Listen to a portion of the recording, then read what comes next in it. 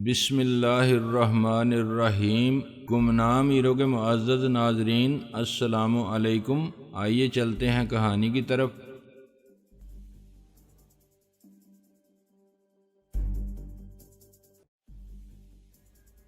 حمان کو کوئی گولی نہ لگی کیونکہ میں نے اسے اٹھ کر بھاگتے دیکھا تھا، لیکن اگر میں اس دوران ان دونوں پر جا گرا ہوتا تو ایک آدھ گولی مجھے ضرور لگ جاتی۔ اسی دوران سب مشین گن سے ایک اور برسٹ مارا گیا، لیکن مجھے گولیوں کے کسی چیز سے ٹکرانے یا کسی قسم کی ٹوٹ پھوٹ کی آوازیں سنائی نہیں دیں، جس سے مجھے اندازہ ہوا کہ یہ محض ہمیں خوفزدہ کرنے کے لیے ہوائی فائرنگ کی گئی تھی۔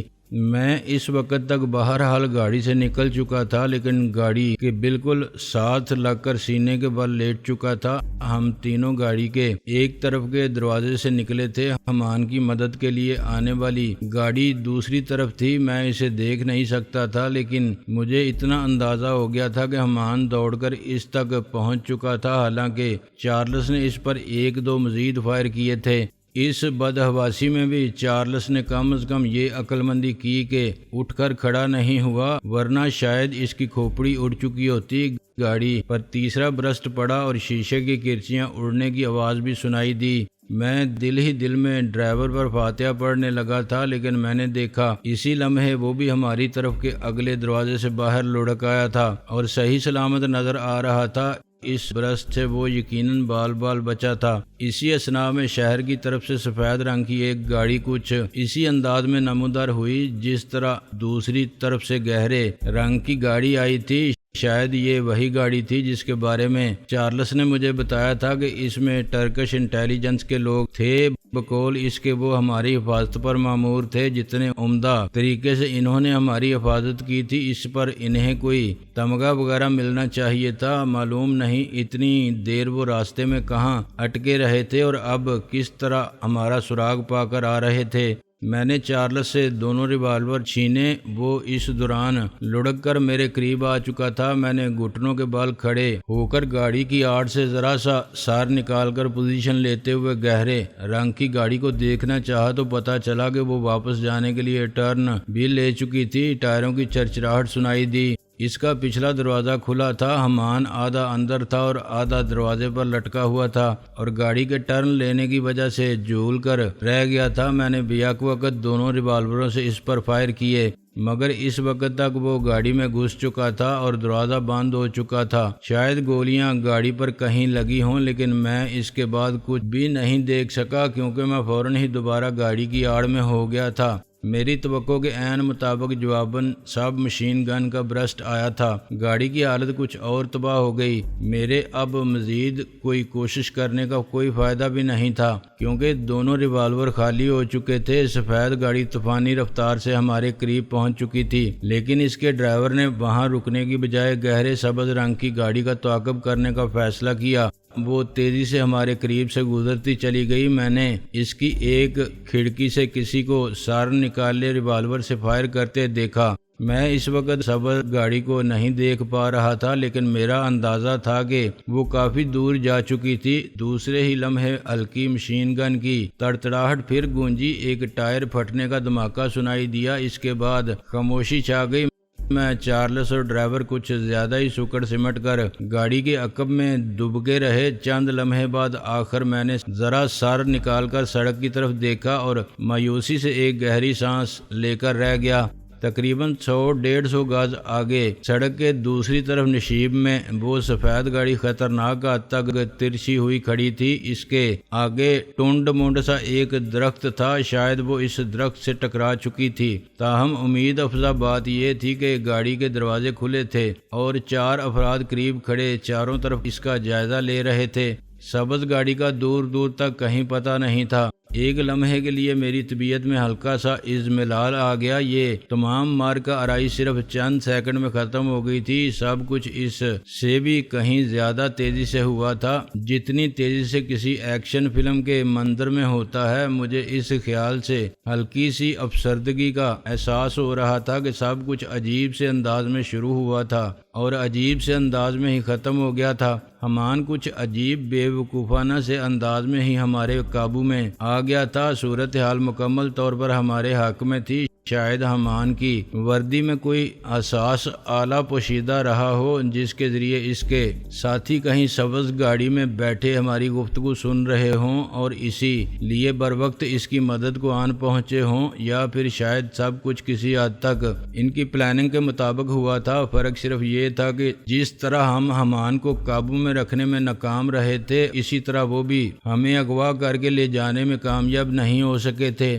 شاید سفید گاڑی کی آمد کا اس حد تک فائدہ ضرور ہوا تھا کہ حمان اور اس کے ساتھیوں نے فوری طور پر نکل جانے کا فیصلہ کیا تھا، ورنہ شاید وہ مزید رکتے اور اس مختصر سے مارکا کو فیصلہ کن بنانے کی کوشش کرتے، ہمیں ساتھ لے جانے یا وہیں ہلاک کرنے کی کوشش کرتے۔ میرے خیال میں اگر دو آدمی ایک سب مشین گن یا کچھ اور ہتھیاروں کے ساتھ حمان کی مدد کے لیے آن بھی پہنچے تھے تو یہ کوئی زیادہ اہم بات نہیں تھی۔ قابو میں آئے ہوئے شکار کو اس طرح ہمارے ہاتھ سے نکلنا نہیں چاہیے تھا، لیکن شاید میں خاطر خواہ پھرتی کا مظاہرہ نہیں کر سکا تھا، سچویشن سے صحیح طور پر نہیں نمٹ سکا تھا۔ پھر میں نے یہ سوچ کر اپنے آپ کو تسلی دی کہ قسمت ہمیشہ مثبت مقاصد رکھنے والوں پر ہی مہربان نہیں رہتی، کبھی کبھی وہ برے لوگوں پر بھی مہربان ہوتی ہے۔ شاید قدرت نے اپنے اسی عمل کو ڈھیل دینا قرار دیا ہے۔ اس میں قدرت کی نہ جانے کتنی مصلحتیں کار فرما ہوتی ہیں۔ پھر ایک بات یہ بھی تھی کہ حمان میرے لیے اتنا اہم نہیں تھا، بلکہ وہ سرے سے میرا مسئلہ ہی نہیں تھا۔ مجھے اس میں اپنی ذہنی اور جسمانی توانائی صرف کرنے کی ضرورت نہیں تھی اور نہ ہی میرے غمزدہ ہونے کی کوئی تک تھی۔ مجھے تو اب صرف یہی فکر کرنی چاہیے تھی کہ جلد از جلد اور بخیر و عافیت پاکستان روانہ ہو جاؤں۔ میں نے چارلس اور ڈرائیور کو بتایا کہ انہیں گاڑی کے عقب سے نکل آنا چاہیے۔ ہم تینوں تیز قدموں سے چلتے ہوئے سفید گاڑی تک پہنچے۔ اس کا ایک ٹائر برسٹ ہو چکا تھا اور شاید اسی کی وجہ سے وہ لہرا کر نشیب میں اتری تھی۔ گاڑی کی پوزیشن بتا رہی تھی کہ وہ الٹتے بچی تھی کیونکہ اس وقت اس کی رفتار بہت تیز تھی۔ وہ چاروں افراد جو گاڑی کے گرد کھڑے تھے، ان کے چہروں پر خفیف سی خجالت کے آثار دکھائی دے رہے تھے۔ ان میں سے ایک کے ہاتھ میں بھاری سروس ریوالور تھا، باقی تینوں خالی ہاتھ نظر آ رہے تھے۔ کہاں مر گئے تھے تم لوگ؟ چارلس نے ریوالور والے کو مخاطب کیا۔ شاید میری سہولت کے لیے وہ ان سے انگریزی میں بات کر رہا تھا۔ اس خبیث ٹریفک سارجنٹ نے ہماری گاڑی کو اوور ٹیک کرتے وقت عین قریب سے گولی مار کر ہماری گاڑی کا ایک ٹائر برسٹ کر دیا تھا۔ ریوالور والے نے بتایا ہمیں وہیل بدلنے کے لیے رکنا پڑا، اب یہ دوسرا ٹائر برسٹ ہو گیا ہے۔ تم وہیل بدلنے کے بجائے کوئی چلتی گاڑی نہیں پکڑ سکتے تھے؟ چارلس نے اب ذرا کم ناگواری سے پوچھا۔ کسی کی نجی گاڑی چھیننا یا اسے زبردستی ساتھ لینا ہمارے خیال میں مناسب نہیں تھا، ریوالور والے نے جواب دیا۔ چارلس ایک لمحے کے لیے خاموش ہو کر رہ گیا، پھر بولا تم لوگوں کے پاس کچھ اسلحہ وغیرہ بھی تو تھا یا نہیں؟ گاڑی میں 2 گنیں تھیں لیکن ہمیں ان کے استعمال کا موقع نہیں ملا۔ ریوالور والے کے لہجے میں رکھائی آتی جا رہی تھی۔ چارلس ٹھنڈی سانس لے کر رہ گیا۔ آہ بھرنے کو تو میرا بھی جی چاہ رہا تھا۔ ٹرکش انٹیلیجنس کا حال بھی ہمارے ہاں کے خفیہ اداروں سے کچھ زیادہ اچھا نہیں تھا۔ ایک بار پھر میں یہ سوچے بغیر نہ رہ سکا کہ آخر وہ ہمارا برادر اسلامی ملک تھا۔ وہ لوگ تو پھر بھی گاڑی کا ٹائر بدل کر کسی نہ کسی طرح ہمارے اور اس گاڑی کے تعاقب میں آن پہنچے تھے، جبکہ ہم نہ جانے کہاں سے کہاں نکل آئے تھے۔ ہمارے ہاں کے کسی خفیہ ادارے سے تو شاید یہ امید رکھنا بھی مشکل ہوتا۔ چارلس گھڑی دیکھتے ہوئے بولا اب واپس کیسے جائیں گے؟ دونوں گاڑیاں بیکار ہو گئی ہیں، تمہارا پیر وہیل پہلے ہی کام آ چکا ہے۔ اس نے مضطرب انداز میں ادھر ادھر دیکھا۔ مجھے مسٹر چودھری کو کلچرل سینٹر پہنچانا تھا، ان کی فلائٹ میں زیادہ وقت نہیں ہے اور انہیں اس سے پہلے بہت سی تیاریاں بھی کرنا تھیں۔ میں دیکھ رہا تھا کہ وہ ایک سنسان سڑک تھی، ابھی تک وہاں سے کوئی اور گاڑی گزرتی دکھائی نہیں دی تھی۔ ہماری گاڑی کے 3 ٹائر برسٹ ہو چکے تھے۔ ایک لمحے کے لیے مجھے قدرے مایوسی کا احساس ہوا، شاید میرا آج پاکستان پہنچنا قدرت کو منظور نہیں تھا۔ اچانک ہماری گاڑی کا ڈرائیور بولا، یہ دونوں گاڑیاں بے شک مختلف ہیں مگر کمپنی ایک ہی ہے، ان کے وہیلز کا سائز اور ساخت ایک ہی ہے، ہماری گاڑی کا جو ایک وہیل سلامت رہ گیا ہے میں اسے نکال لاتا ہوں، تب تک تم لوگ یہ نکارا وہیل اتارو، یہ گاڑی صحیح حالت میں ہے، ہم اپنی گاڑی کا وہیل اس میں لگا کر اسے لے جاتے ہیں۔ بالکل ٹھیک ہے، جلدی کرو، چارلس بولا۔ ڈرائیور دوڑتا ہوا واپس اپنی گاڑی تک گیا اور بڑی پھرتی سے وہیل نکال کر تیزی سے سڑک پر لڑکاتا ہوا لے آیا۔ اس دوران انٹیلیجنس والوں کی سفید کار کا وہیل نکالا جا چکا تھا۔ سفید گاڑی درخت سے بھی ٹکرائی تھی لیکن یہ نہایت معمولی ٹکر تھی، فینڈر تھوڑا سا ٹیڑھا ہونے کے سوا اسے کوئی نقصان نہیں پہنچا تھا۔ جلد ہی وہیل تبدیل ہو گیا اور سفید گاڑی ہمارے ڈرائیور نے سنبھال لی۔ وہ دو انٹیلیجنس والے ہمارے ساتھ ہو گئے، دو وہیں تباہ شدہ گاڑی کے پاس رک گئے۔ ہم نہایت تیز رفتاری سے واپس روانہ ہوئے۔ راستے میں کوئی خاص واقعہ پیش نہیں آیا۔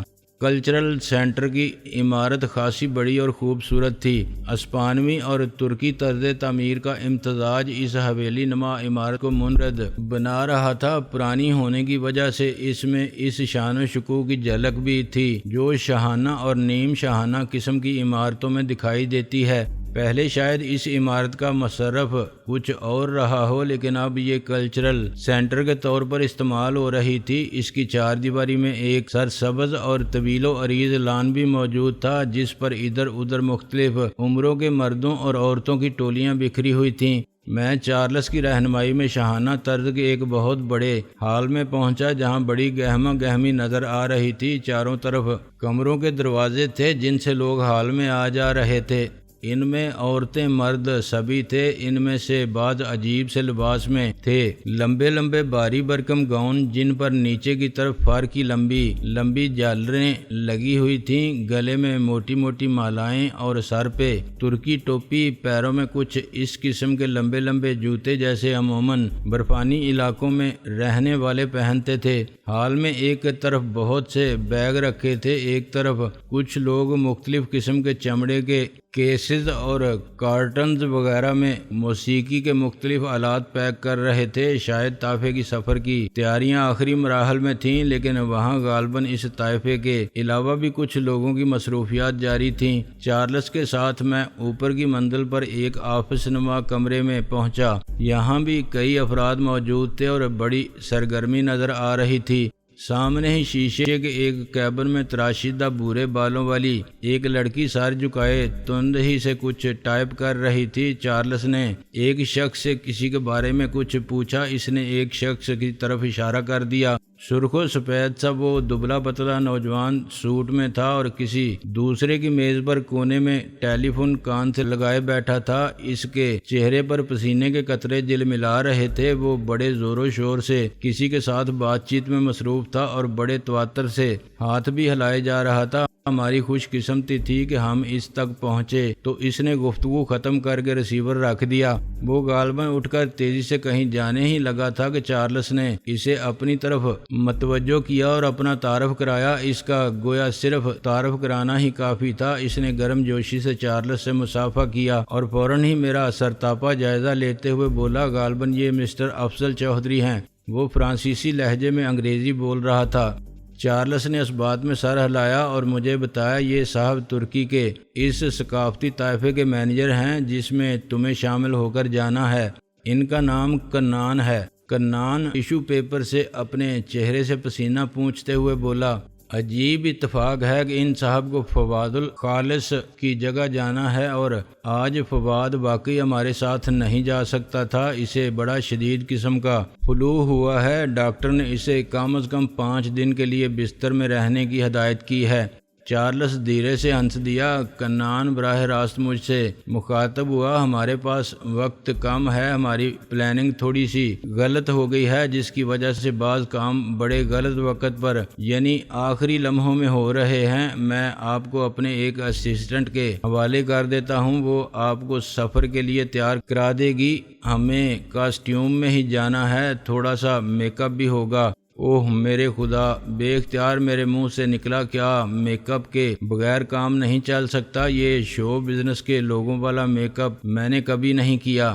مسٹر چودھری، جب آپ ہمارے طائفے میں شامل ہو کر جا رہے ہیں تو آپ کو طائفے کا ایک رکن ہی نظر آنا چاہیے، بلکہ آپ فواد الخاص کی جگہ جا رہے ہیں تو آپ کو فواد ہی نظر آنا چاہیے۔ کنان مضطربانہ لہجے میں بولا، ہم تھوڑی سی بے ایمانی کر رہے ہیں تو اسے سلیقے سے کریں گے، بے ایمانی دور سے ہی بے ایمانی نظر نہیں آنی چاہیے۔ میں نے کندھے اچکا دیے۔ چارلس مجھ سے ہولے سے کوہنی مار کر بولا، اس میں تمہارا ہی فائدہ ہے۔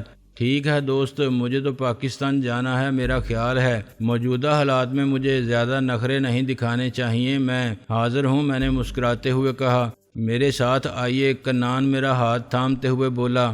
چارلس بولا، میں اب چلتا ہوں، اب یہاں میری کوئی ضرورت نہیں، میں نے اپنا کام کر دیا ہے۔ مسٹر چارلس، میں حقیقتاً آپ کا تہہ دل سے ممنون ہوں۔ میں نے سنجیدگی اور ادب سے کہا، آپ واقعی اس اجنبی ملک میں میرے بہت کام آئے ہیں۔ میں سوچتا ہوں تو حیران ہوتا ہوں کہ اگر آپ سے ملاقات نہ ہوتی تو میں اس وقت کہاں ہوتا۔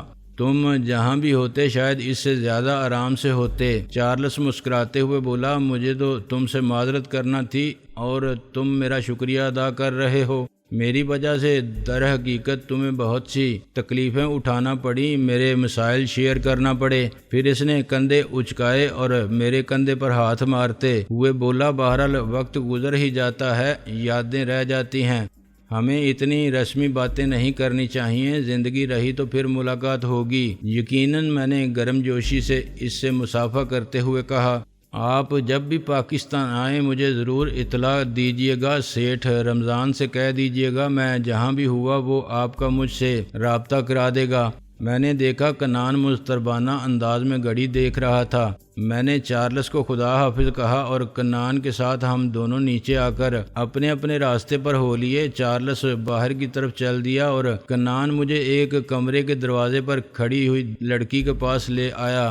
وہ 30 سے اوپر کی ایک دبلی پتلی لڑکی تھی، رخساروں کی ہڈیاں ابری ہوئی اور بال نہایت مختصر تھے۔ وہ نیلے اور گلابی دو رنگے اسکرٹ میں تھی۔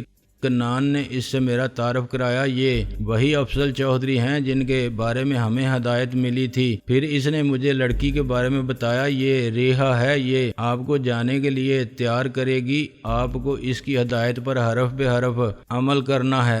وہ صرف اتنا کہہ کر واپس چل دیا اور ایک دروازہ کھول کر اس کے عقب میں غائب ہو گیا۔ میں نے لڑکی کی طرف دیکھا، وہ دونوں ہاتھ بغلوں میں دیے دروازے سے ٹیک لگائے کسی ناکام فلسفی کی طرح اداس سی نظروں سے میرا سرتاپا جائزہ لے رہی تھی۔